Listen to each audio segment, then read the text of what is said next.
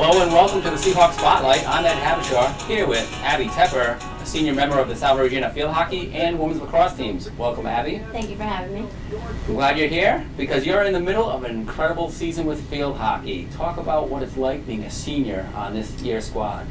Okay, so it's not hard to be a senior on this team. It's actually a lot of fun. We have 8 of us, and we've always been wanting the senior year to come since freshman year.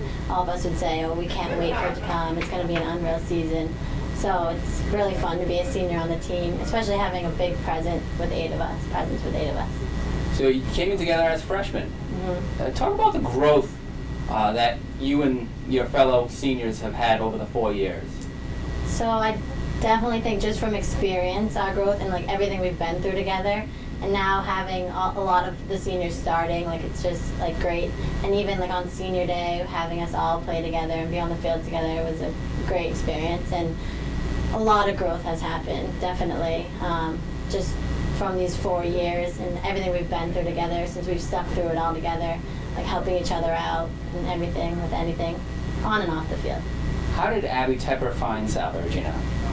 Well, I heard about it from my parents and took a look at it, would like drive by. I'm not far, like an hour away. So I knew about it junior year, and then I think that Coach Foster definitely like pushed for me to come here. She saw me play like 4 times, so that like definitely pushed, like you want a coach that wants you. And then definitely the view, like definitely the water and just everything about Salve. All the buildings are pretty and everything's pretty. And the education program. I initially wanted to come and be a teacher, and then I changed my mind a little bit, but then I always went back to teaching. You had success right away? Commonwealth Coast Conference Rookie of the Year. Yeah. Talk about that and what it felt like to be a contributing member right away on the team. That was great. I didn't expect to get as much playing time as I did. I'd probably play like at least maybe half the game, but I didn't start, but I would split time with someone. And that was great. I didn't expect it at all, but it was great to have that success and be able to contribute to the field hockey team. Now, on your first publicity form, trying out for field hockey, you listed undecided as a major. What made you choose? Well, at first I was education. So I started off taking education classes, and I liked it, but it kind of scared me. Like I knew there was like a lot of testing, and it was a tough major at Salve. So then I looked into communication, and I decided that wasn't for me. So then I went back to teaching, and I really liked it, and I didn't let that first class scare me. Now you're in the middle of student teaching. Talk about that experience and how it's made you realize, yes, this is what I love to do. Oh, well, student teaching is a lot of fun. It's a lot of work, too, being there every day. Like, you're a full-time job, and you're a student, too, and doing athletics. But with student teaching, it's really fun. Like, the things kids say are really funny, so it like, keeps you going through the day and stuff, so that's good. They say anything funny that you haven't heard before? Well, today they called me Rapunzel because they didn't see my hair down for a little bit. So they're like, oh, you're Rapunzel, so that was funny. So how do you balance the academics? You've been full-time student teaching, and you're in the middle of a very successful season. Okay, so having other student athletes, like the student teachers on my team, I have Marissa Gagnon and Alexis Klinger, and Julia Grover will be doing it soon.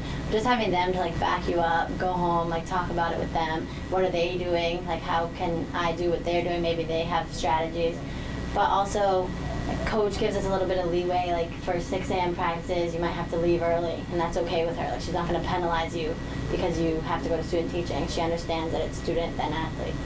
Well, how can you penalize the leading scorer in the Commonwealth Coast Conference and the all-time leading scorer at Salve? Abby, you're not the only high-scoring forward from Foxboro. Lindsay Venuto.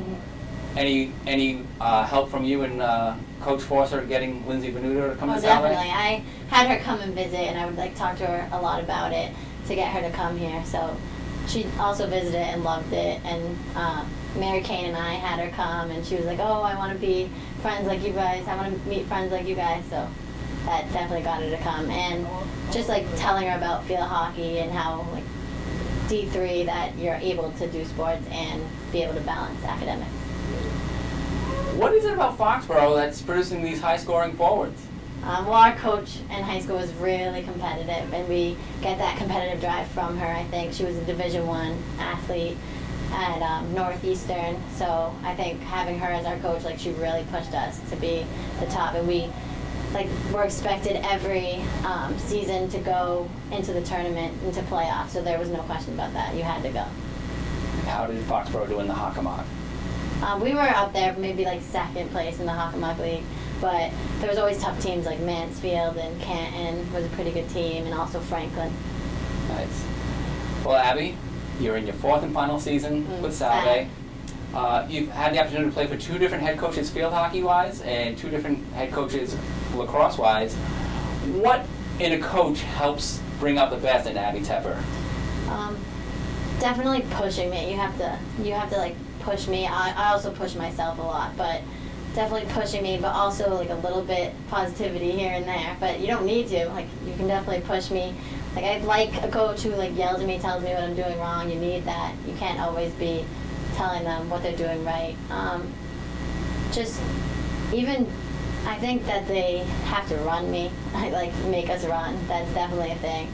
We don't like it, but it definitely makes us better, like going into preseason when you run all the time and you work that hard during preseason to get where you are now. The games sometimes look like it comes easy to you. Now, in the Newport Daily News article that you had with Scott Barrett, you gave wonderful credit to your teammates for they're the ones getting the ball to you. Definitely. But there's a lot of skill in your play, and you have such a knack of being able to turn on a ball and find the net. Talk about how you develop those skills and how confident you feel out in that space. I think it's just a drive. Like, it's just like a mental drive. Like, you've got to get that ball in the net. Like, there isn't like an option. Like, it's just there. Like, it's just right when you touch the ball, it's got to go in the net.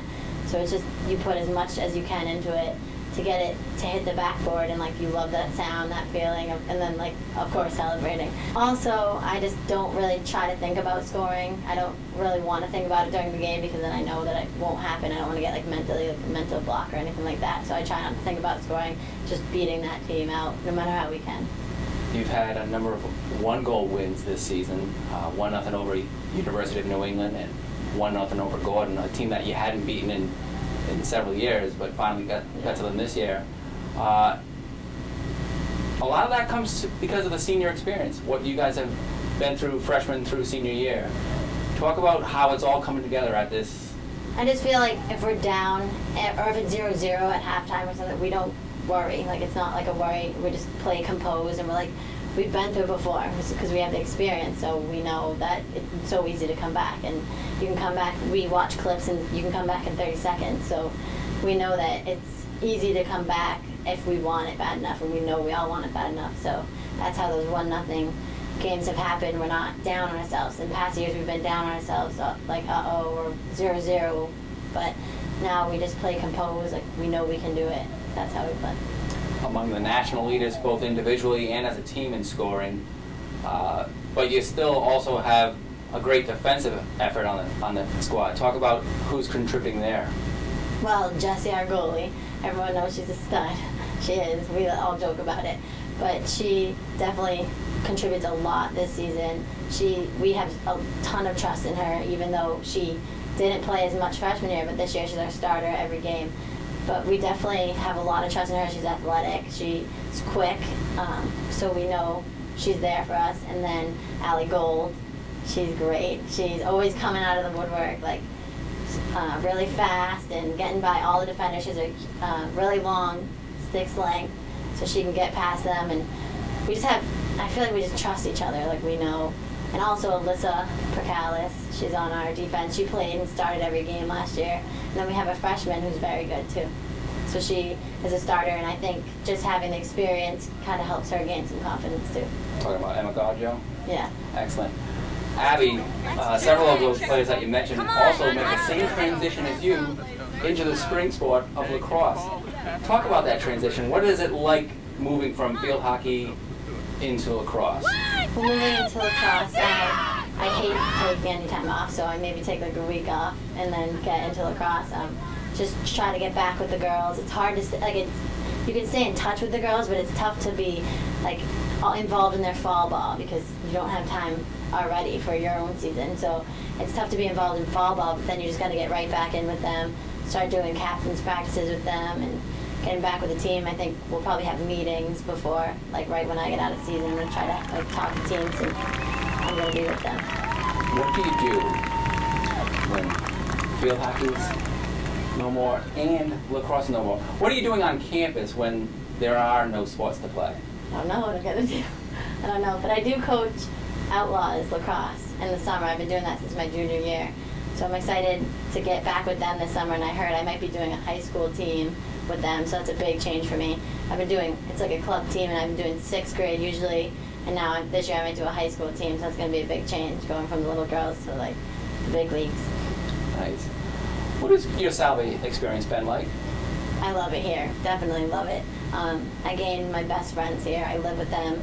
My field hockey girls, I live with 3 of them, so it's just 4 of us in a house, and just all my best friends are from sports teams. Like, you just can't help it. You live with them, you play every day with them, you're lifting with them, you're with them every day, so you can't help it that they're your best friends. And even the professors care about your sports. They used to leave articles on my desk when I come into class, and they really care. And if you have to miss for a game or anything, I've always had like one-on-one sessions, which is great. Like, not everyone, other schools are not going to do that for you, but Salve does, so that's great. And even like you get to hear from the AD if it goes well, and that's great to hear from them. Like, you never know, some schools might not be doing that. Well, Abby, you and your fellow seniors are part of the greatest 4-year run in field hockey history here at Salve. Talk about what that will mean to you after you graduate. Certainly you're not putting a lot of focus on it now. And then talk about Coach Foster and how she's been so huge in this development. Okay, so this season we came into it knowing it was going to be like a great one. We already had that in our minds probably in the spring. Like, after spring ball, everyone was like ready to go. And even in the summer, we'd all contact each other and stuff like that. My co-captain Lindsay and I would always talk about it, like, oh, we can't wait to do the best season yet. Well, our group text is the legacy, so that's what we call ourselves, like, with our team, within our team. So we have like high hopes, and we definitely all believe in each other and ourselves that we will win every game. And it's just like a connection we have on the field. It's like kind of crazy. Like, we just can know where each other are. We play for each other.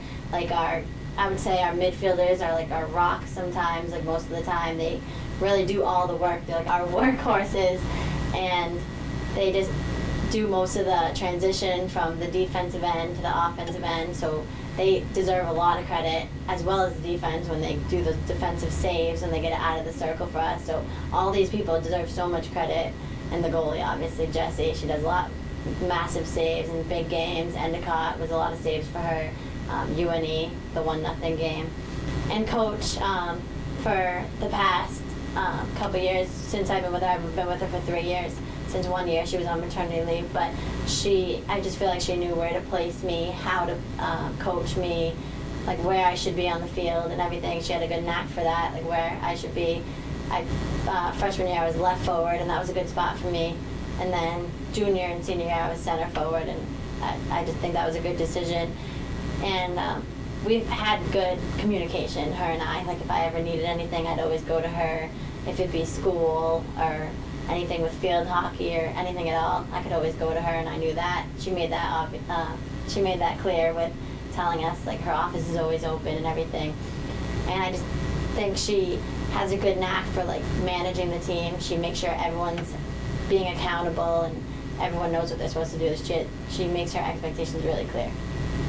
Abby, you have a unique experience, fairly unique experience, of having teammates in more than one sport.